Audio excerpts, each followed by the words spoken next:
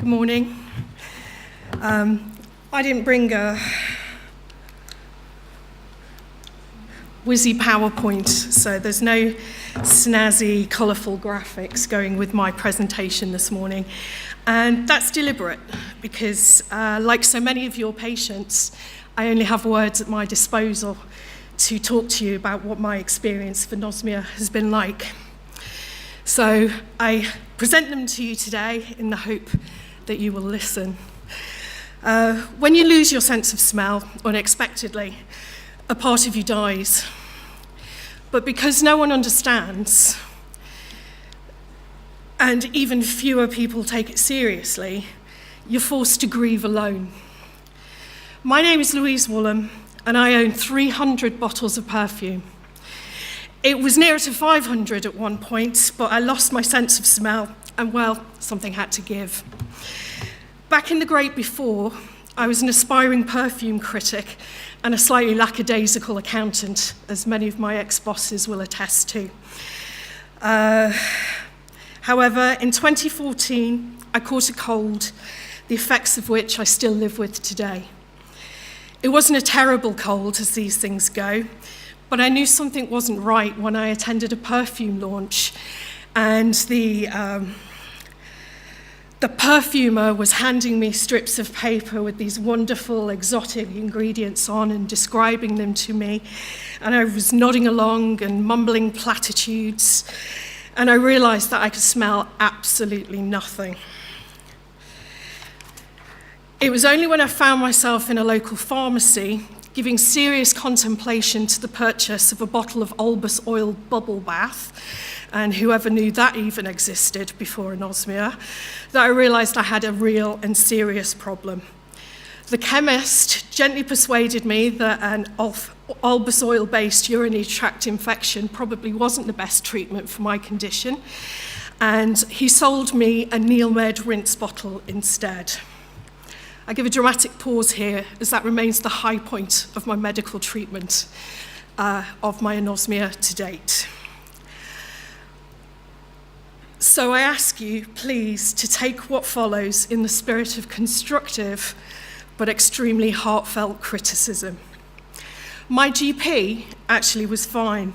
We were both a little surprised that there's no NHS express pathway to see an ENT surgeon for people who rely on their sense of smell for a living.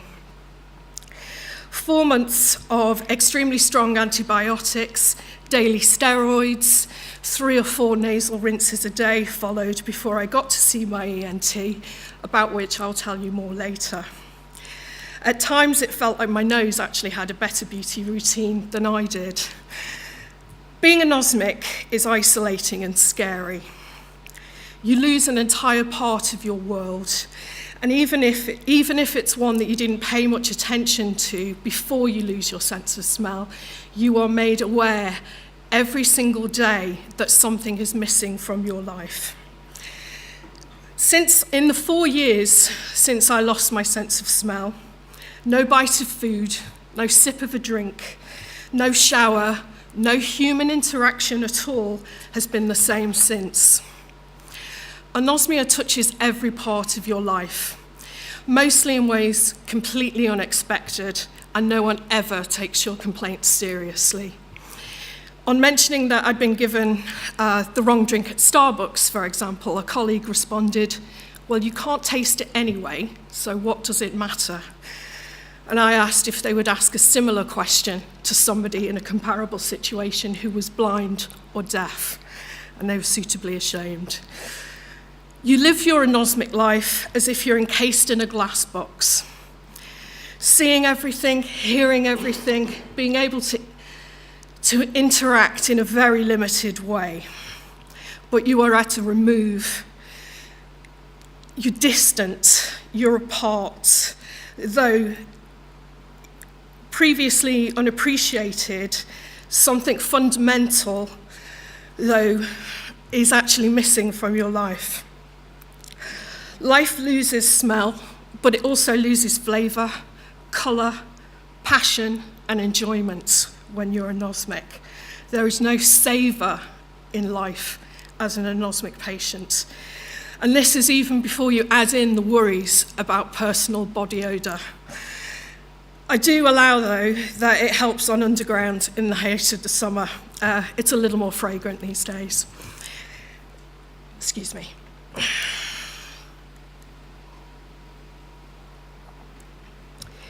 Even taking all of this into account, it turns out that there are, in fact, actually worse things than anosmia, like phantosmia, parosmia, cacosmia. I know a lot of those terms are falling out of favour with the ENT community at the moment, but believe me, if you suffer from any of them, you know the difference between them all.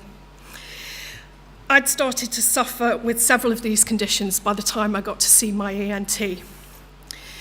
Surrounded constantly by the smell of charred and rotten meat, which literally nothing else could either penetrate or diminish, whether it was in the atmosphere or I applied it topically to my nostrils, I thought I was going insane. Back even just a few years ago, there were no real support groups such as we have now on Facebook, and I thought I was alone and crazy. The parosmia kicked in the week before I saw my ENT, and after a bite of a chocolate biscuit, that turned into burning leaves and raw sewage on my tongue, instead of the crispy cardboard, which I'd anticipated, I was at the end of my tether. When I finally got to the clinic, to say my appointment was a success, was not a success, would be a mild understatement. He quite obviously hadn't treated many anosmic patients before, and so when he mentioned Michael Hutchence, the now deceased lead singer of In Excess, I was rather bemused.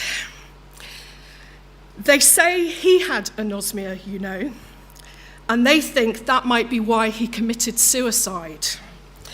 This is not an anecdote that any ENT should ever say to any anosmia patient ever. And I beg none of you ever use that anecdote.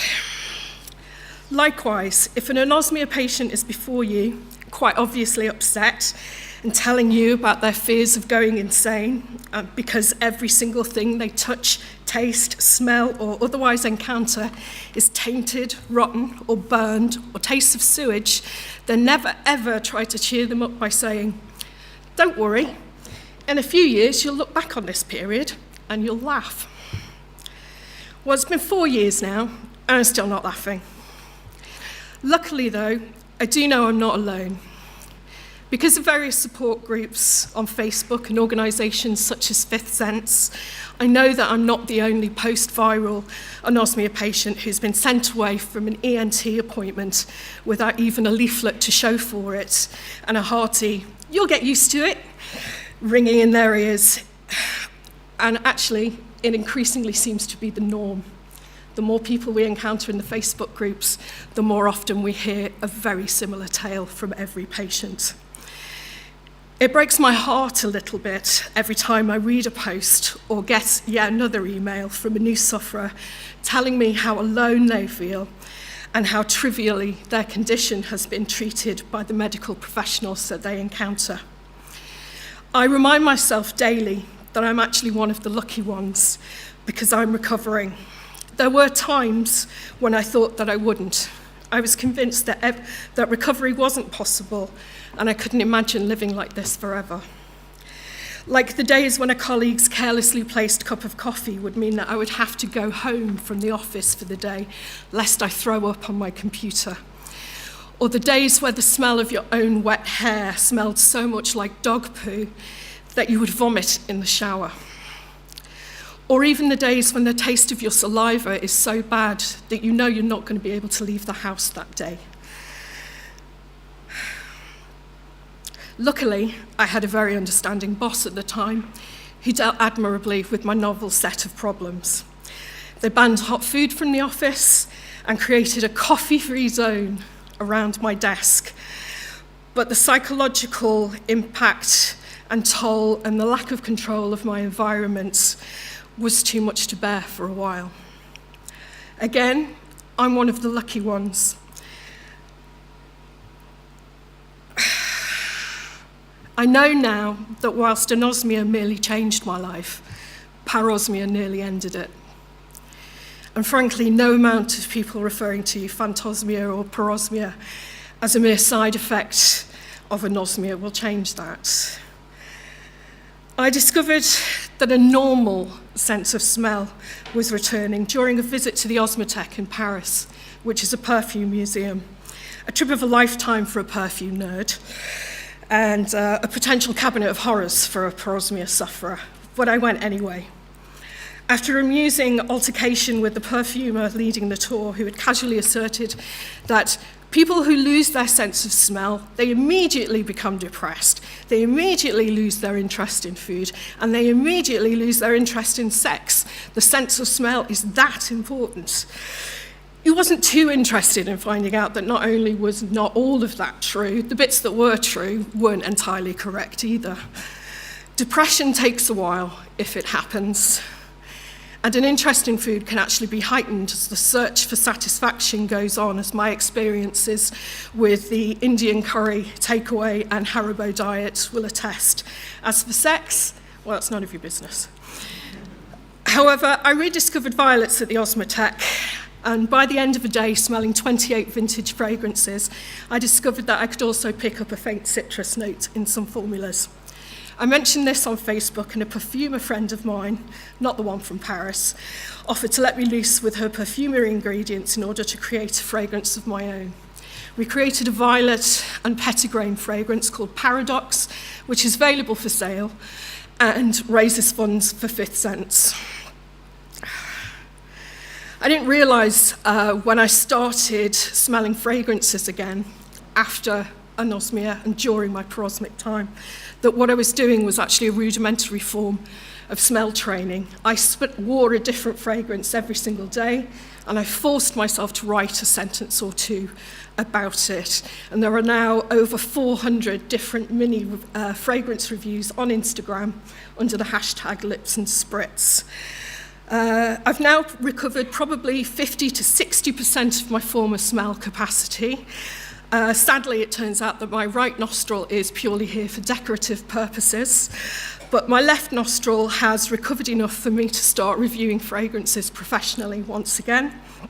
And I believe I'm the only anosmic fragrance writer to ever have been nominated for awards writing about fragrances. In fact, I didn't win one just last week. It's all very surreal, really. My life has been turned upside down by anosmia. And my life, no matter how well I eventually recover, will never be the same again. I still can't really tell if food is spoiled. I can't even properly smell the smells I produce in the bathroom. And I definitely can't smell burning, which is distressing, as it turns out my husband has an uncanny ability to set kitchen tools alight. And speaking of husbands, my condition has been an intense burden on him too. He works as my auxiliary nose. He answers the question, is there a smell, quite regularly, and has to deal with my frustration when the answer is yes, and he can't bloody tell me what it is. So, it's very good. But what I dearly want from today is to give you a message and to hope that the doctors here begin to understand that for some patients, the loss of the sense of smell can easily be as crippling and as devastating to a patient's quality of life as the loss of any other sense. And so it should be treated as seriously as if a patient had gone as suddenly completely blind or deaf from a cold. No deaf patient or blind person would ever be ushered from a doctor's office having been told that they should just get used to it. So why it's acceptable to say this to anosmic patients and why it is said so often, I really don't know. But what I do know is that we shouldn't have to. Thank you.